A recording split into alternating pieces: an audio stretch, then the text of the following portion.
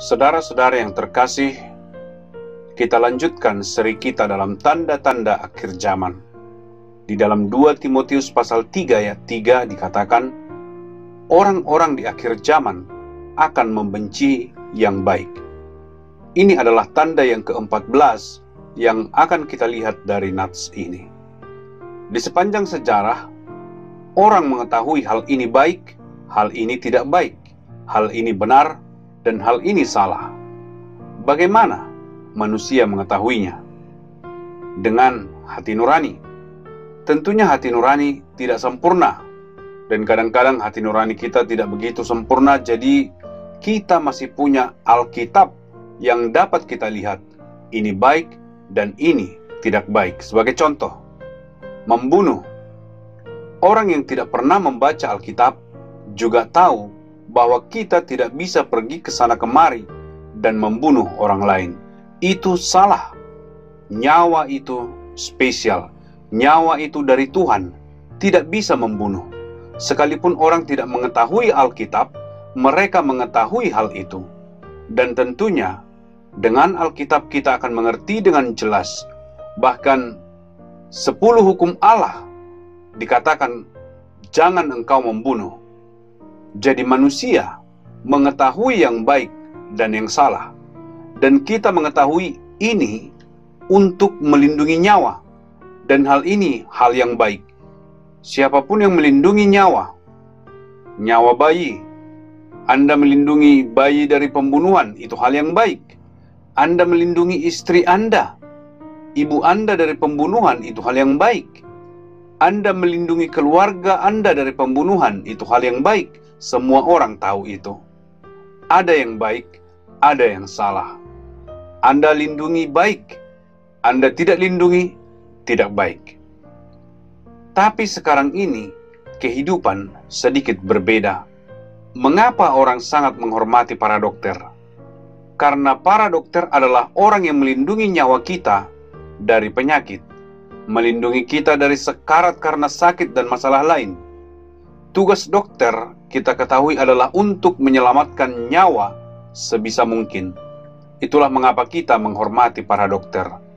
Tapi sekarang ini, meskipun saya adalah seorang dokter, saya ingin mengatakan kepada Anda bahwa pembunuh terbesar di dunia ini bukanlah gangster, bukanlah teroris. Pembunuh terbesar di dunia ini adalah para dokter. Anda berkata, apa? Bagaimana mungkin? Di mana ada dokter seperti ini? Hal ini terjadi baru-baru ini. Hal ini terjadi ketika negara mulai melegalkan praktek aborsi. Di masa yang lalu, kadang-kadang mungkin calon ibu sangat tertekan. Mungkin si gadis hamil tanpa memiliki suami. Kemudian mereka akan pergi ke sebuah lorong atau suatu tempat, kemudian meminta seseorang atau dukun atau siapapun untuk melakukan aborsi untuk mereka. Mengeluarkan si bayi dengan cepat dan jangan katakan pada siapapun.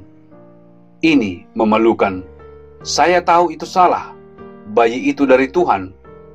Bayi saya sendiri. Bagaimana saya membunuh anak saya sendiri? Malulah kalau saya harus merawatnya karena saya tidak punya suami. Jadi di masa lampau, mereka mengetahui itu salah untuk membunuh seorang bayi. Semua orang tahu itu salah. Di dalam hati kita tahu. Semua orang tahu. Setiap budaya tahu. Siapapun melakukannya itu salah. Orang yang melakukannya bersalah. Tetapi beberapa tahun belakangan ini, aborsi menjadi legal. Para dokter yang dilatih untuk menyelamatkan nyawa, diajari bagaimana untuk mengeluarkan bayi dari rahim ibunya. Dan para dokter mulai melakukannya. Dan mulai suka untuk melakukannya. Karena sangat mudah untuk mendapatkan uang dari aborsi. Hanya 5 menit sudah bisa menghasilkan banyak uang. Sangat sederhana.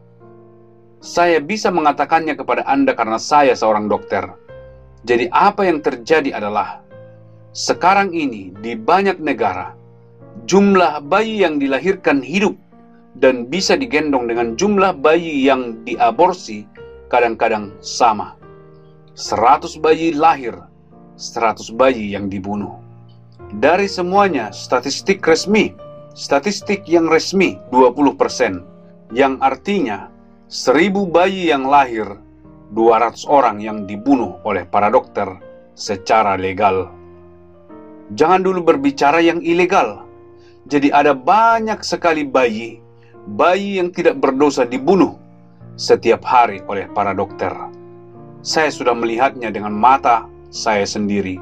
Bayinya keluar, sudah terlihat mata, mulut, hidung, tangan, bayi yang masih sangat kecil. Mereka keluarkan bayi dari rahim dan dibuang ke pembuangan sampah. Dokter yang melakukan itu. Ketika saya menjadi orang Kristen, perusahaan saya menghasilkan banyak uang dari aborsi sebelum saya menjadi orang Kristen. Itu legal di Singapura. Uang terbesar yang Anda dapatkan, kebanyakan uang itu berasal dari aborsi.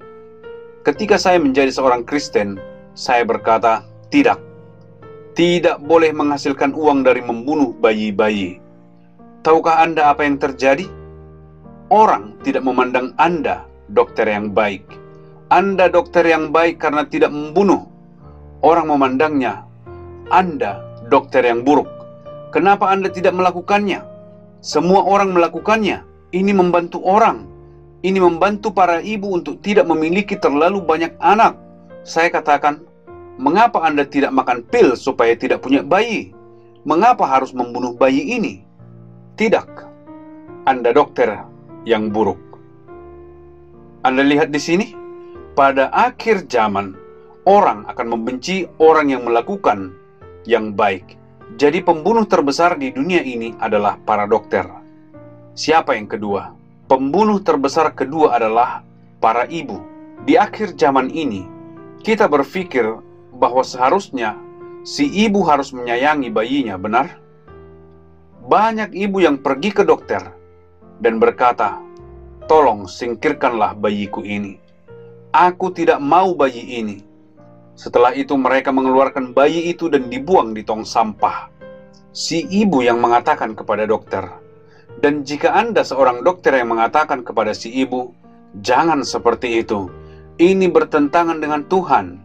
Jangan lakukan itu. Hati nuranimu. Bagaimana kamu membunuh bayimu sendiri? Maka mereka akan berkata, Anda bukan dokter yang bagus. Anda seharusnya menolong saya. Jadi kita lihat, Alkitab berkata, ketika kita melakukan hal yang baik, mereka akan membencimu. Wow, ini luar biasa. Yang pertama dalam sejarah, bahwa orang yang melakukan hal yang baik untuk menyelamatkan nyawa, dipandang oleh banyak orang sebagai dokter yang buruk. Sepanjang sejarah, para dokter itu disumpah, saya menjadi dokter akan melakukan sebisa saya untuk menyelamatkan nyawa. Sekarang tidak.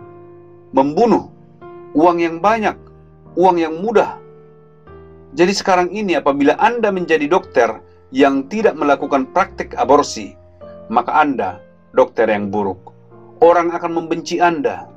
Wow, Alkitab sudah mengatakan, akhir zaman pembenci yang baik. Sama halnya dengan LGBT. Sepanjang sejarah, orang mengetahui LGBT itu salah. Bagaimana mungkin? Salah. Sekarang, sudah 29 negara di dunia, pria dapat menikahi pria secara sah. Wanita dapat menikahi wanita secara sah. Apa ini? Gila. Tapi jika Anda ingin menentang hal itu, orang akan berkata Anda jahat. Kenapa tidak mengizinkan orang menikah? Itu pilihan mereka. Anda jahat menghentikan pria dengan pria untuk menikah. Anda jahat pendeta, menghentikan wanita dengan wanita untuk menikah. Anda jahat, pembenci yang baik. Itulah yang dikatakan Alkitab. 29 negara. Taiwan juga sudah. Negara Asia yang pertama. Saya bisa katakan kepada Anda, tidak lama lagi banyak negara akan berkata pria dengan pria boleh menikah. dan wanita dengan wanita boleh menikah. Suatu hari mungkin mereka akan berkata, manusia dengan anjing juga bisa menikah, manusia dengan lembu juga akan bisa menikah. Dan jika Anda menghentikan mereka, Anda jahat. Karena apa? Apa yang terjadi kepada kita?